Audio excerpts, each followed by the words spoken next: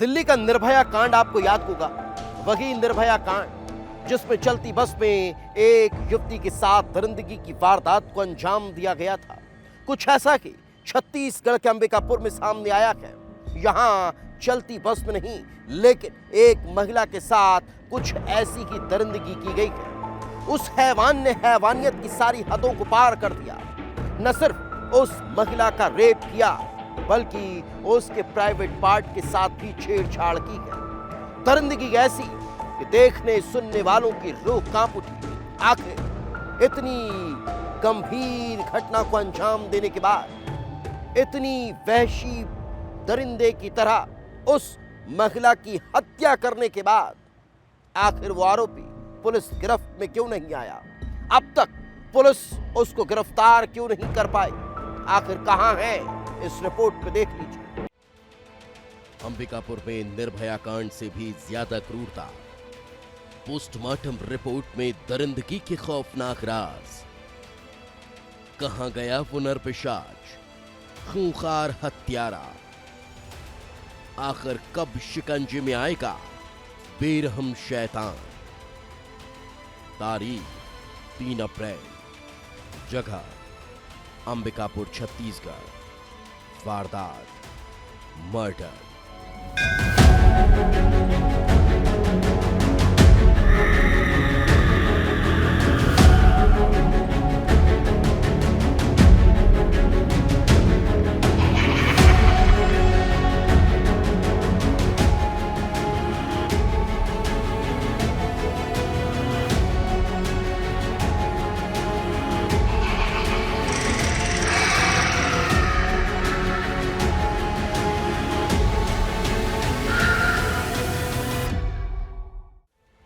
महामाया की नगरी अंबिकापुर।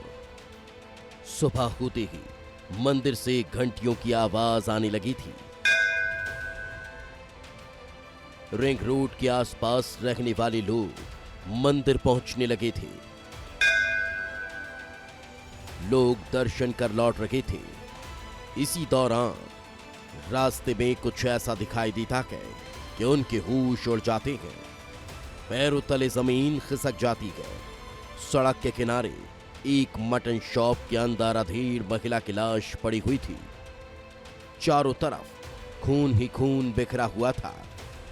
शरीर पर कपड़े अस्त व्यस्त थे। हत्या इतनी बेरहमी से की गई थी कि महिला का चेहरा तक पहचान में नहीं आ रहा था। उधर चौक साइड गए, टहल के आए, फिर उधर से कुछ लेडीज लोग टहल रहे थे, तो वही लोग आए तो मेरे से पूछने लगे कि वहाँ पे कौन लेटा हुआ है। तो हम लोग देखे ही नहीं थे तो क्या जानेंगे। सुबह सुबह सो के उठे थे, महामाया माँ का दर्शन करते हैं, उसके बाद ही कुछ करते हैं।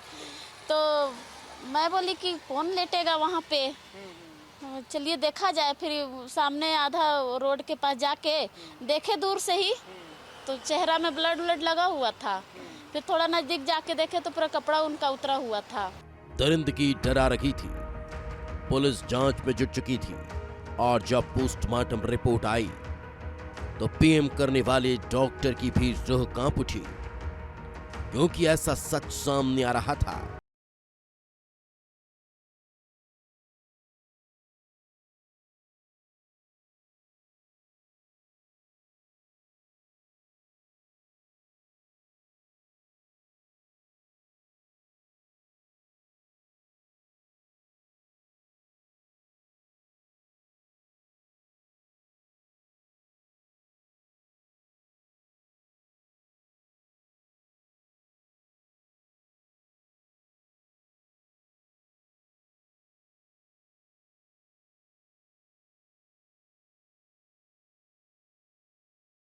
तल मिली थी। पीएम के दौरान हमने पाया कि उसके छाती की दोनों तरफ की पसलियां फ्रैक्चर हैं, सिर के आगे की हड्डी में भी फ्रैक्चर है, गले में दबाने के लक्षण मौजूद थे। गुप्तांग परीक्षण किया तो हमने उसमें 1 लीटर का प्लास्टिक का जो बॉटल होता है, वो माउथ पीस जो होता है वो अंदर की ओर गुप्तांग की तरफ इंसर्टेड था। छाती का चोट इतना गहरा था कि लंग दोनों तरफ के फट गए थे, हार्ट भी फट गया था, जिसके कारण अत्यधिक रक्तस्राव हो गया था। शरीर में उसके हाथों में संघर्ष के निशान पाए गए हैं। पुलिस जांच में जुटी थी, तभी एक सीसीटीवी में महिला किसी शख्स के साथ रात को जाती हुई दिखाई देती है। महिला उस पुरुष के कंधे पर हाथ रखकर चल रही थी। दोनों नशे में धुत नजर आ रहे थे। अब पुलिस के सामने सवाल यही था, आखिर महिला कौन है और कौन था वो शख्स जो उस महिला के साथ था? क्या वही वो हैवान दरिंदा था जिसने इस क्रूरता को अंजाम दिया? पुलिस जांच में जुट गई थी और कई सवालों के जवाब मिलने लग गए थे। जांच के दौरान पता चला कि महिला की उम्र 45 साल थी और उसके पति की मृत्यु 10 साल पहले हो चुकी थी, जिसके बाद महिला घर से चली गई थी। उसके बाद महिला की मुलाकात पांडा उर्फ मिथुन से होती है। दोनों साथ में लिव इन रिलेशनशिप में रह रहे थे। दोनों नशे के आदी थे और कबाड़ बिनने का काम करते थे। कहानी धीरे धीरे साफ हो रही थी। पुलिस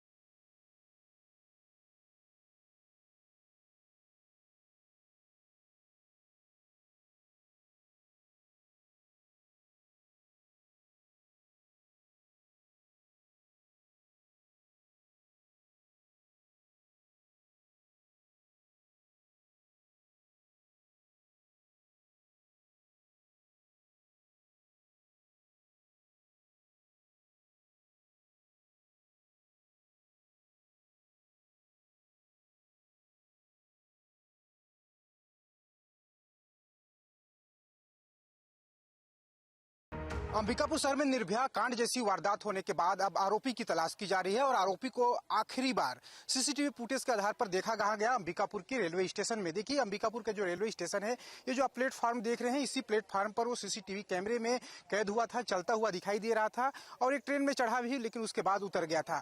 ये जो सामने देखिए, जो पहाड़ी पूरा दिखाई दे रहा है आपको, इसी पहाड़ी के वाले जो इलाके हैं, यहाँ पर वो जा सकता है। और यही वजह है कि जो पुलिस की जो टीम है, जो एसपी है सरगुजा के राजेश अग्रवाल, उनके नेतृत्व में साइबर टीम है, वो अलग अलग 40 से 50 जो जवान है, वो सर्च ऑपरेशन इसी पहाड़ के हिस्से में चला रहे हैं। पुलिस की 6 टीमें अंबिकापुर के इलाकों में मिथुन की तलाश में जुटी है। रेलवे स्टेशन अंबिकापुर से लगे हुए बिल का पहाड़ और आसपास के गांव में सर्च ऑपरेशन चलाया जा रहा है। इसी दौरान पुलिस को खबर मिलती है कि आरोपी एक गांव में देखा गया, जहां उसने दुकान से सामान खरीदा था और आगे बढ़ गया।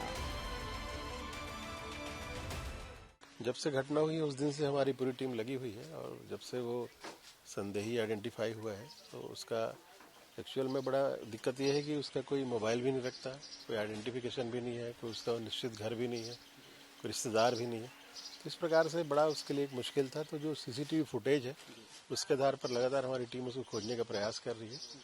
और अभी आप देख रहे हैं कि हम लोग इधर अंदर गाँव में हैं, यहाँ पर एक इनपुट मिला है कि हाँ आया था और दुकान में वो कुछ खरीदा है। अब उसके आधार पर आगे बढ़ रहे हैं, इसमें निश्चित रूप से जल्दी पकड़ा जाएगा। पुलिस पूरे इलाके में आरोपी की तलाश करती है, दुकानदार से पूछताछ करती है, लेकिन अभी तक आरोपी के बारे में कोई सुराग नहीं मिला। आखिर दुकान से सामान खरीदने के बाद वो कहां गया? मैं पहचानती नहीं हूँ। क्या बोलते हैं कि यहाँ पर आया था, बस हाथ से लेस कोटी में आया कि मेरे को इसको दीजिए कह के, तो मैं वही निकाल के दी उसको। तो पैसा रुपया कुछ नहीं बोला वो। और क्या बोलते हैं कि यहाँ से लिया और चल दिया। वो उसका मतलब गंदा बहुत कपड़ा पहना था और हाफ टाइप का जीन्स था, बाल बड़ा बड़ा था। उसके बाद वो चल दिया। उतना मैं ध्यान नहीं दी भैया, मैं भी नाश्ता बना रही थी, बिजी में थी। उसके बाद वो चल दिया इधर। महिला से दरिंदगी करने वाले हैवान आशिक की तलाश में पुलिस की 6 टीमें जगह जगह खाक छान रही है। आसपास के जिलों में भी अलर्ट जारी कर दिया गया, लेकिन सवाल अब भी यही है कि आखिर दरिंदा है कहां? कहां गया वो नरपिशाच जिसने क्रूरता की सारी हदों को पार कर दिया? आखिर उसने इस हैवानियत को अंजाम क्यों दिया?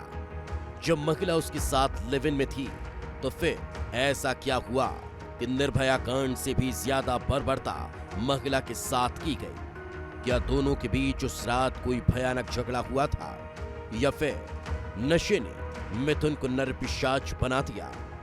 सबसे बड़ा सवाल तो यही कि इस दरिंदगी में क्या सिर्फ मिथुन का ही हाथ है या फिर कोई और ही है जो इस रूह कांपा देने वाली वारदात में शामिल है।